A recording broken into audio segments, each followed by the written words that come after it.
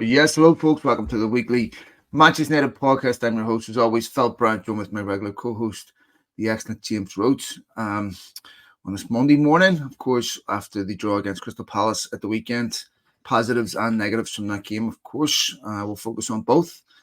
First of all, my friend, how was your weekend? It was good, yeah. A little bit of an extra long weekend. Took off Friday, got away a bit, and into the mountains and things. So disconnecting a little, which always feels refreshing. I think when you can do it. No, definitely. It's always, especially when you get older, you realize like things like that have enormous mental value, and it's great to get some for your mental hygiene in it. It's good Yeah, to it get is, away. isn't it? But Mental hygiene is a good way to put it. I it's think. funny how when you get to our age to prioritize that stuff. But Yeah. of course, let's talk about related to the weekend and this week coming up. You know, they have a busy week coming up against 20 and Skada, and of course they play Spurs at the weekend. Be a tough game. Palace. We will obviously talk about some of the other talking points surrounding the game. 0-0 against Palace. It was much better than a number of United performances there. For sure. Nonetheless, had United have nicked it 1-0, we'd be sitting talking about all the positives and the negatives would be overshadowed. First 45 minutes, I thought United were exceptional. The one Yep. thing I was missing, of course, was the goal. It created lots of chances. Should have taken at least one of those. And you had that feeling. Certainly, I did at halftime. Going, this has cost United so many times in the past. Yeah. You could just see Yep. what's going to happen. Second half, they tapered off. And once United made the substitutions, last 20, 25 minutes, they completely surrendered momentum and almost lost the game a couple of times. Give me your analysis on the game of the weekend. Yeah, the way you put it, I think is very fair. And it was one of those ones where I didn't want to get over, I don't want to get over the top with it, and I understand a lot of people want to take every positive possible, which is totally fine and understandable why you want to feel good about it. And there was a lot of good things to feel good about in that first half. Um, they controlled the game really well, possessed the ball really well. There was actual some changes, tactically, things like putting Dallo into the midfield that helped to keep it shored up, to shut Palace down and to keep us in control. We made chances. And one of the things I do really want to highlight as a sincere positive is the chances that United are making this season are much more spread around than in a lot of years past, where everything would run through Bruno Fernandes. It's not the case anymore. Or where Marcus Rashford was just scoring all the goals. Every chance was coming through him, as we saw a lot in Ten Hag's first season. It's much more spread around. There's a lot of players getting chances. Garnacho, Bruno, Zirkzee, a lot of players are getting the opportunity to score set pieces. Delict has been really, really great attacking the set pieces as well and getting in there. I think we'll see him score quite a few goals this year on that. So there's more balance I see there in the team. Finishing is one of those things where it's sort of like, as long as you keep doing the process, you kind of almost can't overthink it too much, because it comes and goes over time. And the things that get you the chances to finish are in I'm not saying more important than finishing, but it's kind of Mhm. like step A, right? You have to Yeah. make those chances consistently, and then you can worry about finishing. You can't worry about finishing if you're not making chances. So I'm positive on that. Um, but where the negative falls in here a little bit, the downside that I took away from it, where I felt a lot less excited at the end of it, was because yes, in the past we've seen many times United have had good starts to games. They have had good halves. They have had bright performances, and then when they fail to score, something flips and something happens, and they start to really, it goes awry. The things they were doing before, they stopped doing. The things they were doing that were successful, in one half of the game they stop doing as the second half goes on. I actually felt more positive after the Fulham game, funnily enough, the first game of the season, because they put in 90 minutes and they kept attacking, and they finally got that goal. And I felt like they didn't do that. They didn't fall apart. They didn't collapse. We saw against Brighton, they did the same thing. They collapsed a bit late and gave it away. The Palace game, that's where I find something to not feel great about, is the more the subs came on, the worse the game got. And what was working before stopped working later on. And I just have to wonder if it was a bit of a misidentification of why United were doing well, that the subs completely, I think, in my opinion, the subs took us out of the driver's seat of the game, and the things that were working were no longer there, the key aspects to it. So that's where I felt a little about it, because can we replicate that for 90 minutes against better teams? I don't know yet, Yeah, I mean, I was surprised when I saw the lineup. I'll be honest. I was surprised about the Rashford decision. Casemiro on the bench, Ugarte. I thought that, having Ugarte already played a sub appearance, having played twice for Uruguay, having started against Barnsley, he might have been in with a shout. He played Eriksen, and the Rashford thing I didn't understand, because one, I didn't understand why Ten Hag felt the need to talk about correcting your lifestyle before the game. I don't understand what benefit that has, and why that is something that should be discussed publicly rather than something that obviously was discussed privately between himself and Marcus Rashford. I don't know what was behind that, whether there was legitimate reasons for that. I'm sure Ten Hag would say there was. I just don't understand why you would make that public before a game. But nonetheless, I also don't understand why you would play him at the weekend against Southampton, score against Barnsley, score 2, then take him off after 62 minutes, and then leave him out at the weekend. Now, social media is unusual, right? So this is why I post very little on that. I don't read, because I'll post something about that, and then I'll get a comment from someone saying climate of Rashford's arsehole. Garnacho needed to start. I didn't say Garnacho didn't start. I didn't say that they shouldn't play in the same team. I'm just questioning why. What was the thought process behind that? And I can think of a million times when it would have been justifiable to rest Rashford and not play him. But probably the game at the weekend was the least. Was one of those times where it was least justifiable to me. Well, it is funny on that point, because I've seen a lot of the social media people who will do that and be over the top, and they'll be like, you played him while he was shit for a year, and now you benched him when he scores. And it is a little confusing. Man, Even though I disagree with that sentiment in general. There's really good people on there that I miss talking to, but I do not miss. But every once in a while, I'll check my phone and check the responses. I mean, even to the game against Barnsley, I'm paraphrasing here, but the message was the same. You fucking idiot, fucking fraud. United won 7-0 against Barnsley. The fucking frauds. I want that ball fraud gone. It's your fucking fault for supporting this shit. And then you look at the profile of Man United fan, I'm like, in what world are you a Manchester United fan? I mean, I know you can call yourself that, but this is stupid. Like, to me, I don't want anything to do with that. Like, that is a level of discourse that I want nothing to do with. And I just, we talk about mental hygiene. I just don't care. To me, it's like, I'm done with it. Like, so 99% of what I get is unreadable, which is why I tend not to respond to most of it, because there's no real serious discourse that's worth engaging in, and when there is, I miss it because of things like that, because I just don't want to read it, which is a shame, because I do miss having good conversations with good people on there, but unfortunately it's just infested with idiots. So when we talk about Rashford in the lineup and we talk about the subs, I felt that one of the reasons he made the subs is because United were already surrendering momentum at that point. And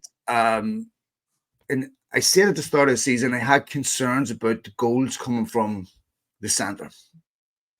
When United were playing Mason Mount, and there was, they need to get more players in the box, they need to get more numbers in the box. I mean, whoever plays centrally has to be getting, for me, double figures. Zirkzee is a very, very talented link-up player, but we need goals from that central position. It's good that Rasmus Højlund is back fit, but if United are going to be a legitimate threat for the top four, whoever plays centrally, it has to be scoring 1 and 4, in my opinion. At least a ratio of 1 and 4. You know, you take a look, James, when people make mistakes against City, Haaland punishes them immediately. So make a mistake against Arsenal, you get punished immediately. The top teams will punish you for making mistakes. United don't punish you. And to give this another analogy, as he said on Twitter yesterday, this is like a boxer that doesn't have a knockout punch. Technically, excellent, very good, looks great in the early rounds, but starts to tire and then he starts to get caught. And when you keep your opponent in the game or in the fight because you can't put them away, you're always vulnerable to especially later in the game where United tend to concede, to giving something away. And this is, I said this against when United played Southampton when Garnacho scored late. I just wish United would kill a game off where there wasn't a route back into a game, because United haven't been able to do that. And here we are again, which cost them against Palace. There was a lot right against Palace, the way they played. As you quite rightly said, they created chances. I think if you're Ten Hag, James, all you can really ask of your system is to create the chances. Yes. And for that, it's up to your forwards to be able to take those chances. It's not his fault that they didn't take them. 100%. Bruno had a really poor game with, excuse me, the number of times he gave the ball away. Big problem. And I think if you look at how many shots he's had without scoring a goal this season, I don't know what that statistic infers, if it's a positive or a negative, right? I mean, you can read into them and say he should be taking chances. He should have scored, in my opinion, at the weekend. Or do you take it as a positive and say, well, he's, at least he's getting the shots on goal. Eventually they'll start going in. That's what I want from a striker. If you're getting the chances, you're taking the shots on goal, eventually they'll start going in. You're more concerned if they're not getting chances, but the lack of conversion rate is a big concern. I mean, expected goals, the XG, I think they're third in the league for XG. It's a little lower after the final games, but it's still good. It's actually still quite a good number. They're at least they're just off top 4 on expected goals, which is fine. I think it was third I read this morning. And then after City at the weekend, it went to third. Yeah, and there's some obvious variation in the difference, but either way, they're creating chances, like 5 more, like double what we've scored so far, basically, which is the key kind of takeaway. They definitely have done that. But yeah, I mean, what you say is definitely, it's an interesting kind of conundrum, right? Because I think that for a long time, we've used kind of goal-scoring wingers in a similar way that I make this comparison a lot, but to Liverpool, when under Klopp, they never really had an out-and-out striker, with Bobby Firmino being similar to Zirkzee, a bit of a playmaker, in how he would link things up and all of that. And I think that's the best comparison I could give to him as a player so far, is that he plays a lot like Roberto Firmino did for Liverpool. But then you need your wingers, inside forwards, to score a lot. Like Salah, Mane scored a lot of goals, right? They were very, very, very effective in taking those chances. And so, one of the things is obviously, Garnacho got into position off of a couple of good passages of plays and a couple of taking advantage of Palace's mistakes. And he's got to finish that. And it's fine. I'm not trying to give him a hard time. It's more a general point, which is that you need those direct wingers, whether it's Garnacho there or Rashford there or Ahmad there, to finish their chances. If you're not playing an out-and-out striker, who's going to be doing that, like Haaland does. Because, of course, City do kind of the opposite. Their wingers don't really play direct, but Haaland is in your face 24/7. So you got to do one or the other. You can't have nobody scoring goals, in that front line. But I want to ask you this question about Bruno, because I think this is actually a bit of one of the bigger puzzles that Ten Hag has to sort out for consistency moving forward. I don't think that midfield works against top teams. We've seen it. I mean, even with against Southampton, Eriksen and Kobe really struggled early on, getting overran by them. We were a little bit they played a little bit to our advantage in that Crystal Palace didn't really press at all. They sat off of it, and so Eriksen had a lot more time and a lot more space and had to do a lot less defensive work. I did note that we kind of discussed the tackles stat, like United were top in tackles. Well, in the first half against Palace, they made like 3 the whole half. They had to do very, very little defensively, and that helps Kobe and Eriksen to not have to work so hard defensively out of possession. But against the good teams, the teams that are going to press you, the teams that are going to take a bit more possession, we saw, them struggle, even against Southampton, who play a bit more aggressively, even though they're not a great team. But Eriksen, I think, has been the best player on the pitch the 3 games he's played in a lot of ways, and has been so integral to it. Shouldn't we as a club be at a position with the number of options that we have that we could not have to start Bruno every single game? And I think it would be good if we don't need him every single game to come up with something. And it might give us a lot more options there. If Eriksen is playing better, could you play Ugarte, Mainu, and Eriksen, and maybe it's it's just a balance figuring out how do you keep this creation up but not have the defensive fragility, because you need Ugarte to get going against good teams. To me, with Eriksen, you can play him in games you expect to dominate possession in. Yeah. If you play Eriksen against top teams that do what Liverpool did to United, where they overrun their midfield, I think you're going to have a problem. And I don't think it's realistic to expect him to have the legs to get back and defend and give you the cover that you're going to need. To me, the obvious alternative to resting Bruno Fernandes is if Mason Mount stays fit. That would be, to me, the one player that I could see, okay, if he can stay fit, if he can reach the levels that he was at Chelsea, then to me, that would make sense. But, and this, goes partly back to what I'm thinking about Rashford. United don't have enough trusted match winners on the pitch to leave him.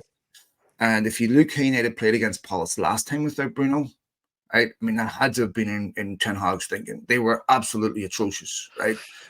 And this is, where I'm looking at this game at the weekend and going, this is a game where you've had 2 decent wins, and we talked about this, where they can't lose that momentum. If you go to Palace and lose, you lose that momentum. And, the previous week against Southampton, United played well for basically 15 minutes of the game, 60 minutes. And it was the same. Yeah, Palace. It was just the opposite. 55, 60 minutes of the game. Yeah. And then that 30 minutes where they don't play well, they come close to conceding. They come close to giving goals away, stupid goals away. And then, they play well for a certain period of the game. This is an average start, James. United are sitting in the table. They have some difficult fixtures coming up. They've Spurs, they've Villa away. And Porto away in the midweek too. Yeah. And I'm looking at those games, I'm like, these are games, to me, that Ten Hag cannot afford to lose. I mean, I don't expect you. I know you need to beat Villa away last season. I'd be amazed if they go do it this season. I would love to see them do it. Don't get me wrong. But Ten Hag's now in a position where Manchester United are in a position where, you have room for error, but you're already using up a significant part of it. Yeah. You're going to finish top 4. And it's the lack of goals that concern me. Even when you look at the Brighton game, we're talking about United playing well against Brighton. They get punished for not scoring goals. You see the goal at the very end, which cost them. And Palace could have been exactly the same game. You look at the as he missed. I don't know how he missed it. Onana pulled off probably one of the best saves you'll ever see. Yeah. I mean, just unbelievable double save. And you're looking at that going, this game shouldn't be this tight. Yeah. And Look, I agree that Garnacho should have started. I'm completely on board with that. I think he's an exceptional young player. I think United have a problem with Ahmad, and that was he got 18 months left on his contract. If he's not playing first team football, is he going to renew his contract? He's been playing well, Right. deserves to play.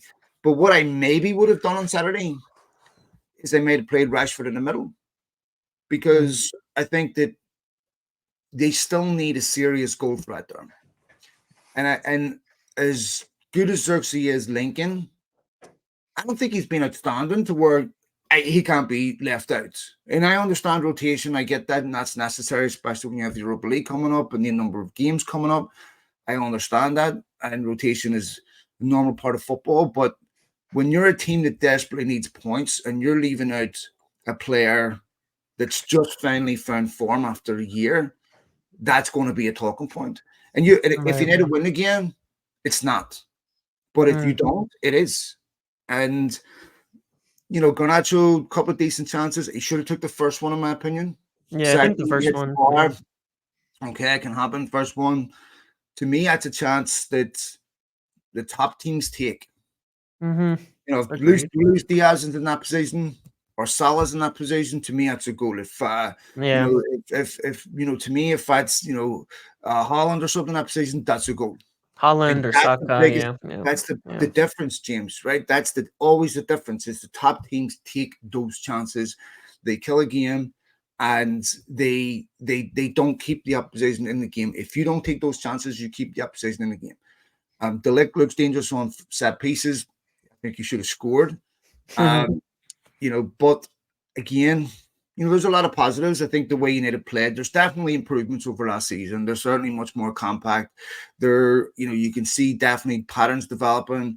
You can definitely see, for me, chemistry developing. There is definitely positives. I think that I talked about this earlier, but I think Jojo Dalot is really emerging as very, very important defender, not just in terms of his versatility and his quality, but his leadership that he's developing too. Having Højlund back's going to help. Hopefully they can keep Shaw fit for a while. I'm not doom and gloom. I'm not saying that this is a disaster. There's definitely improvements. Yeah. But United have to start winning games of football. For sure. Yeah. And it is an interesting puzzle, and it's a hard one to figure out, when you talk about it, because certainly a big part of the problems for a long time have been not scoring goals. I mean, it's been a story for years. United since he's been here, James. Yeah, not scoring enough goals, not taking chances. I mean, we've scored very, very few goals as a team. In terms of compared to other top teams, United have scored very, very few goals over the last few years.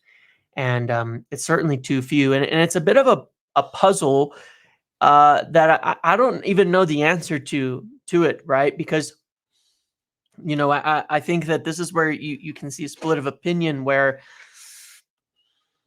you take the Zirkzee thing there at striker and that as well, which is that what we don't really know and what my fear is that we probably against Palace played the most chance creation that we could. When you figure, Zirkzee is a link-up player, and he created that first chance for Dalot, sending him through, right? And then you playing Eriksen and Bruno at the same time. You can expect to dominate play, and you can expect to create chances with all those creators on the pitch. You're playing Ahmad, who's also a creative winger, right? So you really have one direct player in Garnacho on the pitch. That's it. And you make those chances. But I think we need to be able to make that many chances without needing all those creators on the pitch to make chances, right? Our fullbacks still don't really get involved in the attack very much, which I think is a downside for us, why we require so much. Because Mazraoui spends most of the game still. I'm not saying he has a bad game, but he's plays really well, but he spends most of the game deep. And Diogo Dalot has spent most of the game now deep, tucking in next to Kobbie Mainoo. So you require a lot of creativity in the front, and it's just a balance. I don't know how to figure it out, but that to me is this problem of how do we score more goals while still being as compact and defensively solid. Because whenever we start to stretch the game a little bit, we also end up conceding those big chances too, and that's what worries me. That's what I haven't figured out. And that's kind of the next, to me, the big step towards seeing United progress forward is being able to make chances and score goals without needing like 6 creators on the pitch, and being able to actually get goal scorers going. I mean, we had stretches last year with Højlund, Garnacho, and Rashford starting up front where we made nothing the whole game. So there's nothing to finish, you know. And Højlund, to his credit, finished extremely well last year for the most part. One chance and we would get it, right? And he would make it. But we were living off of that one chance to even stay in many games. So that's the I think the puzzle for Ten Hag. How do we keep creating chances like we did while having more goal scorers on the pitch? And that's going to be the big question. I would put. Yeah, I mean, I don't know the balance. I want to see a United team that has attacking flair players in it, Yes, as many as same. possible, Yeah. without disrupting the balance, without making sure that you're not too cavalier, because obviously you have to have a solid defense to build, to create chances. It doesn't matter if you play 10 forwards, if you one defender, they're not going to create. So, I want to see a United team that I don't want to see it like a Mourinho team that is built on being solid, that is about manufacturing chances and squeezing Yeah. out of nothing and then taking one or two. I want to see a team that creates a lot of chances. And look, it's true that if they had taken one or two of them, we'd be sitting having a completely different conversation, but they didn't. And that's the problem. And I don't think you're unlucky if you can't take chances. I think you're missing a key element of Yeah. what very, very good teams have. It's not luck if you score a lot of goals. It's down to quality. And if you can't score goals, it's not bad luck, right? I mean, Yes, I would agree. so, Yeah. and look, I think this is going to be a breakout season for Garnacho. I think this is the year where, to me, he makes a transition from being a promising young winger to being someone that's on everyone's mind as being a really exceptional footballer that constantly delivers. I like him. I think he's an exceptional talent, and I think he should be starting in United's lineup. But to me, like I said, the thing that concerns me the most is the centre, because United had this a bit with Weghorst, and that he was very, very good with link-up play, but wasn't very good in front of goal. And I don't think you can get away with that in the Premier League. I think it's good that you're a link-up player, but I also think your central striker, whoever plays in that false nine position, has to be tipping him with goals. And Crystal Palace haven't won a game all season. And we were talking about this last week. These are the places United need to go to and win if they want to be a serious contender for the top four. And I want my players, especially my central striker players, to be scoring that game. Yeah. I look at Zirkzee's got 1 goal this season against Fulham. A good goal that it was. But when I look at him, I don't see a guy that thinks like a striker. Because I'll see United break and maybe the wingers, and he's languid in a Berbatov type style where he's not desperate to get into the box. He'll hang off, he'll jog and socks down, and maybe Garnacho or Ahmad, whoever's cutting in from the wing, and there's no numbers in the box. I'm like, why are you not sprinting to get into the box to finish a chance coming across? So then you're leaving Garnacho or Ahmad to try to finish it themselves. And I've been saying this from the start of the season. They just don't get enough numbers in the box when they attack. Yeah, and that is true as well, for sure. Yeah. So I want to see him have that hunger and desire to sprint, attack the front post, or to see a chance and go, I want to score. This is what defines me. But I worry about a player that defines themselves as solely a link-up player that plays central, where it's like, I don't really, if I score in that, what my game is all about, drinking, bringing other people into play. Okay, well, if that is your game, then we have a problem with the attacking midfielder whose job is to do exactly the same thing. Yeah. Because if Bruno Fernandes is playing in that high number 10 position, and Zirkzee's also playing a number 9 position, then Bruno Fernandes has to be scoring goals, or Joshua Zirkzee does. But you cannot have a central midfielder or a central attacker not chipping in with goals. Otherwise, this is going to be an issue all season. I mean, Yeah, there's no way. I mean, you're well, left relying on Garnacho, who's 20, and Amad, who's 21, to get you enough goals. yeah. That's a lot. Well, what you say is a good, is a good point, because it's, that's kind of what I was getting at in terms of the balance, where I feel that nobody does it. You know what I mean? Like, if Zirkzee is going to drop in and hang back, if you look at how City will do it, because they played with the false nine with De Bruyne for a whole year and they won the league. When he would drop in, their midfielders got in the box, all of them, and they would attack, and they scored a lot of goals from the midfield. I mean, tons of goals from the midfield, right? And that's the answer to it, right? Where if you're going to play Zirkzee that way, you need the wingers in the box, you need your two attacking midfielders to get in the box and get past the striker. So you've got 4 or 5 players around the box. The issue, I think, is none of them do. That is a serious problem. Like, they all hang around the edge of the box waiting for a pass or something like that. Zirkzee, Eriksen, Bruno, they all do it. Mason Mount, where you said he's potentially a good option, I think that is something worth exploring there too, if he can stay healthy, because that's been a strong suit of his, is making the runs into the box from the midfield when he was at Chelsea, and he scored a lot of goals and worked into a lot of play that way. But that's where I think that agreed, is that if Zirkzee is going to be that guy, you need more people in the box from the midfield as well. Otherwise, it's not going to work, because it's just going to be empty. It's going to have your 2 wingers and that's it, and nobody else in there. So yeah, I'm with you in that. There's a solution, I think, but they have to be able to do that. If that's the type of player he is, they have to understand that too, And I do think at the same time, obviously, the more he can show hunger, like the goal he scored originally, the first one against Fulham, he did get into the box quickly after making the pass to get on the end of that. But it's interestingly, where Scott McTominay, of course, scored a lot of goals last year, was making that late run in, and I just thought of him because the goal Zirkzee scored, Scott McTominay was standing right next to him, because it was before he transferred, ready to finish it if he didn't, right? And but that should be Bruno, in my opinion. If Bruno's on the pitch, he needs to be in the positions that McTominay was getting in towards the end of games to finish chances. He needs to be getting in there. Everybody can't be a creator from deep, sitting deep and facing up goal. Everybody can't. That's not going to work. But see, this is what I was talking about, what the stats infer with, Bruno, most chances, most shots without a goal. Does this infer the fact that when he gets the ball, lifts his head, he's having to take shots from 20, 25 yards because he doesn't have the numbers in front of him to create? Yeah.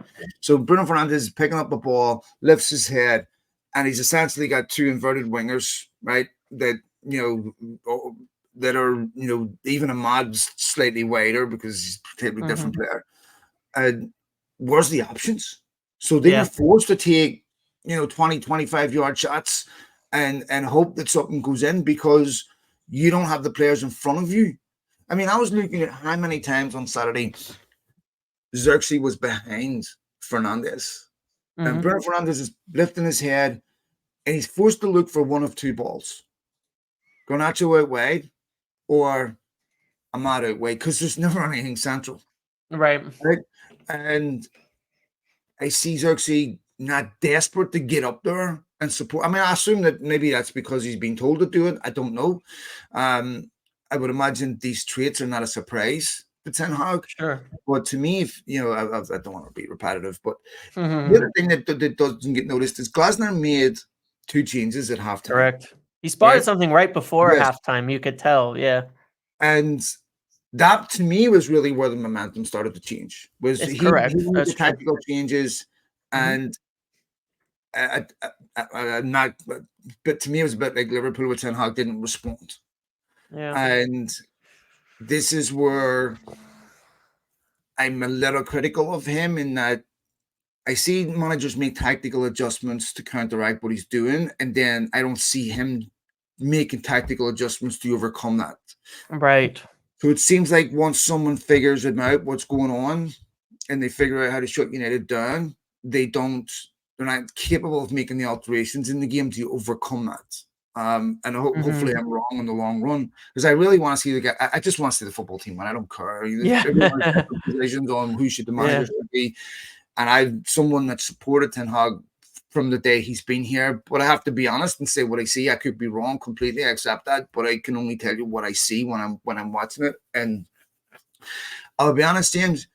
From about 55 minutes onwards, I never expected United to win that game. Same. Yeah. I sat there and I'm like, I don't see any way United will. In fact, the opposite. I was like, my muscle memory in my head is watching this going.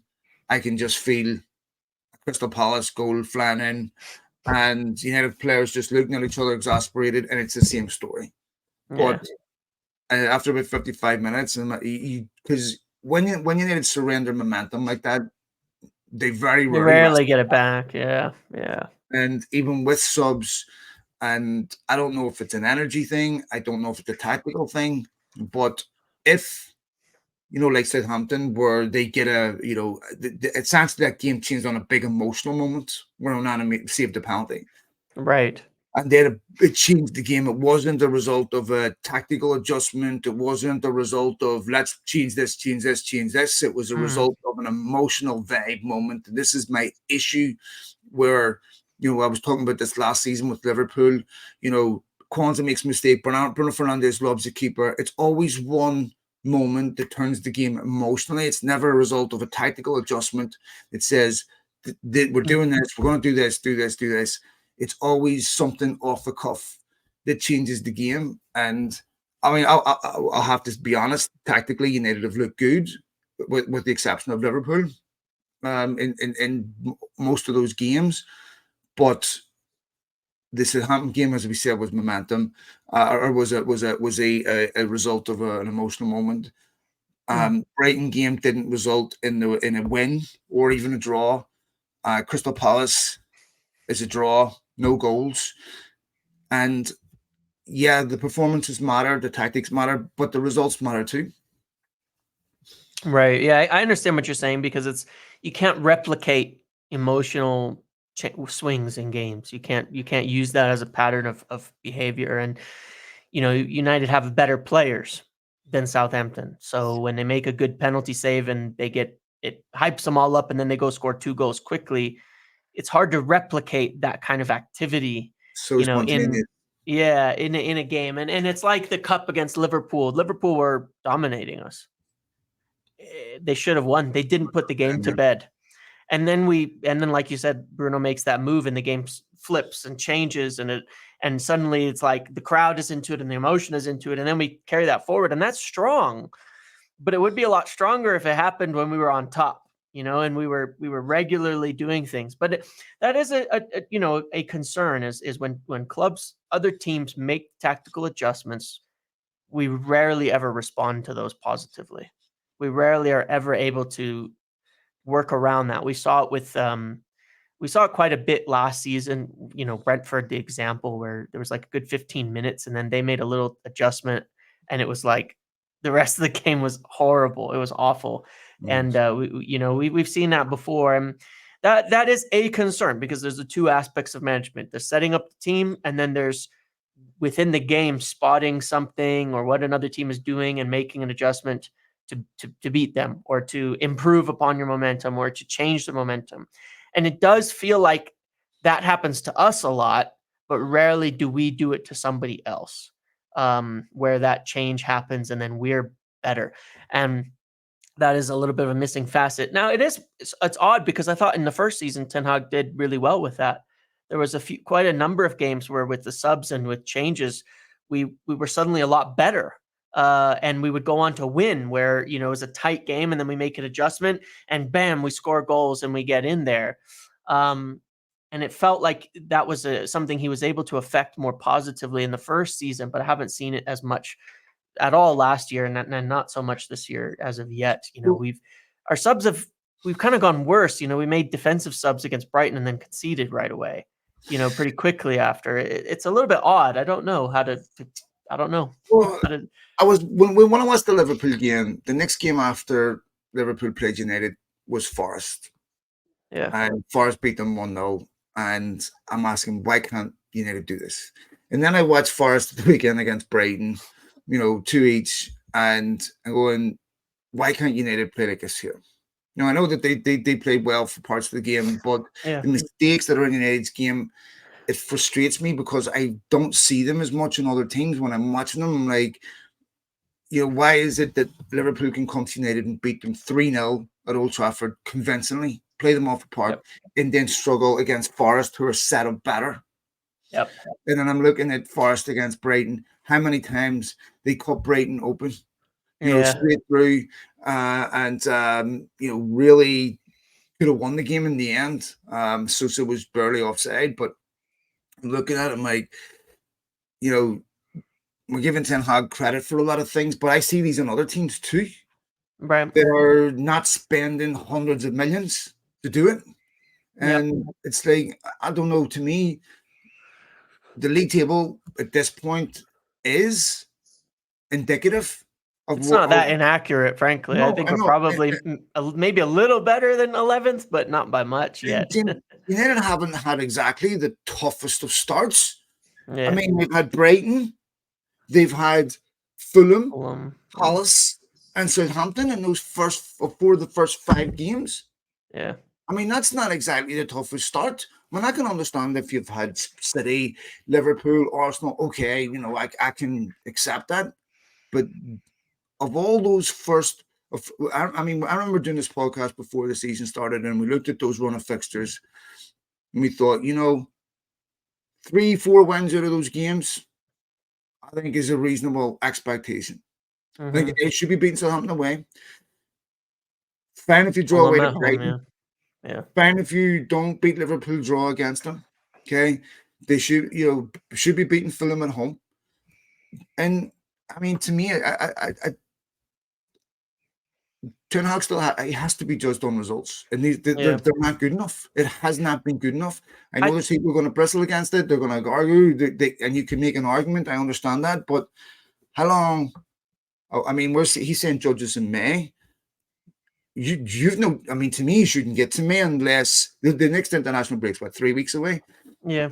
And if United are sitting for the next international break, having not beaten Spurs or Villa, I'm sorry, James, but that's a moment where I would be, as a manager, out of excuses. That's unacceptable to me. Unacceptable. I hope he does. Hope we do win those games, but I would be, if United haven't won either of those games by the time United go to that international break, you're getting to the point where you're not far off right off top 4. Yeah, correct. I mean, because those are your top 4 opponents, and you're dropping points against non-top 4 candidates already. So you could end up in a situation where you're double digits back before November in that case, for sure, of top 4. And that is a real problem. And that's where things get really ugly. But I agree. I think the reason it's still in discussion is because we can look at the game and it'd be very hard to convince yourself as of yet whether United are good or bad, or whether they're on the right track or not. And that is an answer in itself that we're not really convinced either way at this point in time. And you can be that way for a little, but the longer that goes on, not being sure is an answer in itself. So the longer it goes on, the worse that gets. But let's hope there are positives that have taken from Palace that we can ride and will be continued in the next next few games. Yeah, because I don't want to be negative, because like I said, there's a lot of positives to me. I thought the way they played, for 55 minutes in that game, they played really, really well. Yep. And the width of a post, bar, Yeah. 1 or 2 chances they should have taken that I think if they get, 8 times out of 10, they will take. And that's encouraging. But at the end of the day, a top team has to win games of football. And sure. the playing well trophy, is not something that's sufficient for Manchester United. As Mourinho once said, you can take a ball, we'll take a points. At some point you have to turn that into wins, because ultimately that's the ultimate arbiter of whether you've been successful or not. Yeah, it's great that you play well, but if you can't turn that into wins, then I think that is a major problem.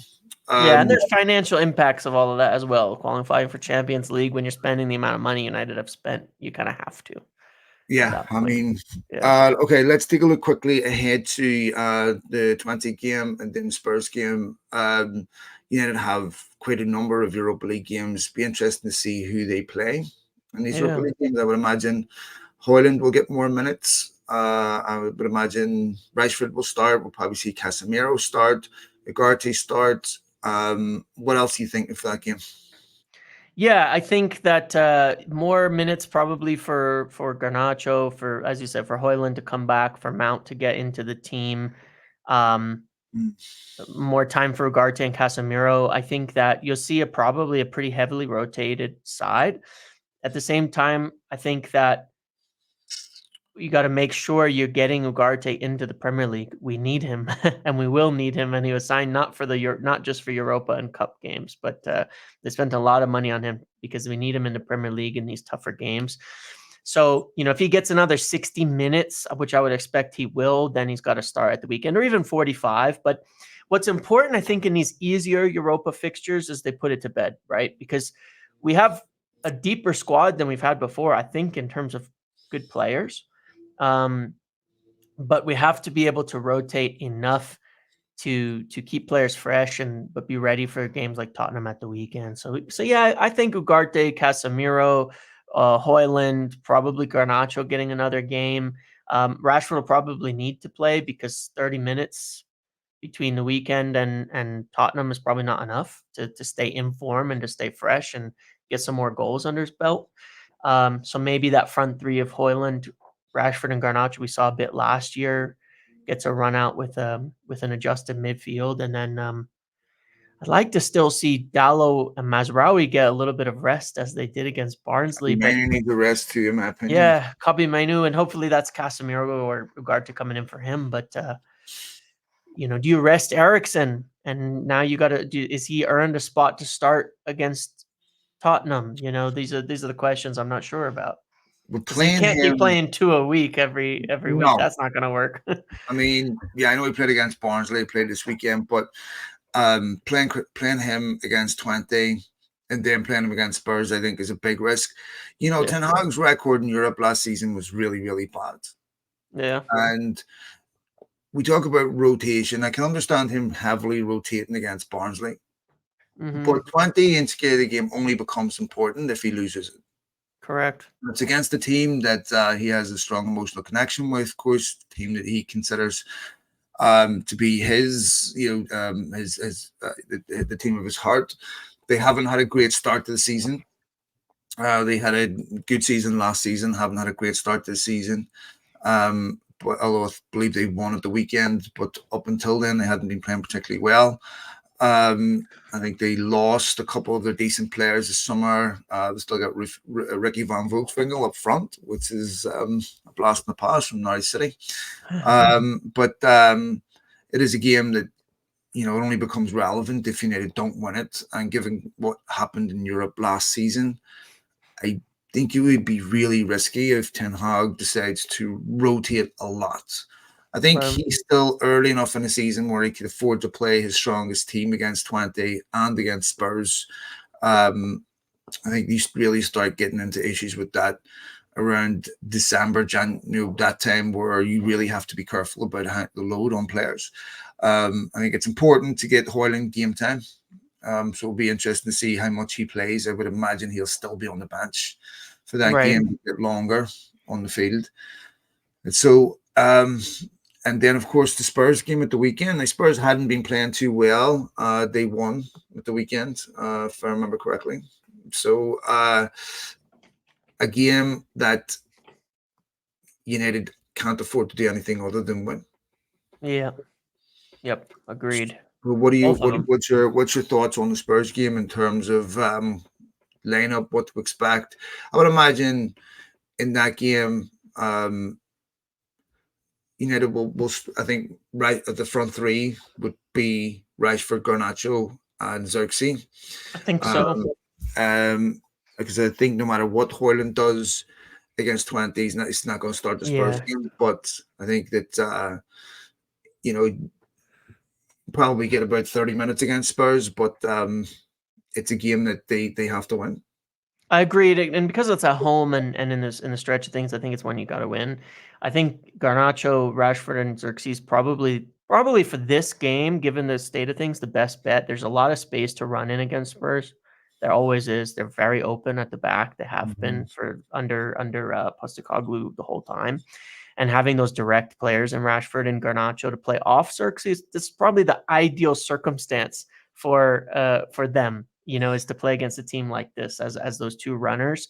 But in the midfield, I do think he has to get Ugarte into the team because we're going to need a lot more combativeness than we've had in the lineup recently. We need that energy. We need that physicality and being able to really run players down to deal with their forwards and their midfield. So, other than that, I think the front line changes, and then you have to get Ugarte in for somebody. The question's who, but you have to get him in for someone. I agree, and I think that those two games will be the 20 game and the Spurs game going to be very, very important when it comes to Villa away. Yeah. We will see what happens. All right, mate, we'll leave it there. Thanks to all of you for downloading the podcast, for following us as usual, for all the retweets and everything else. Much appreciated. We will be back next week, and we appreciate all your feedback. Take it easy, James. Yeah, see you later. See you later, mate.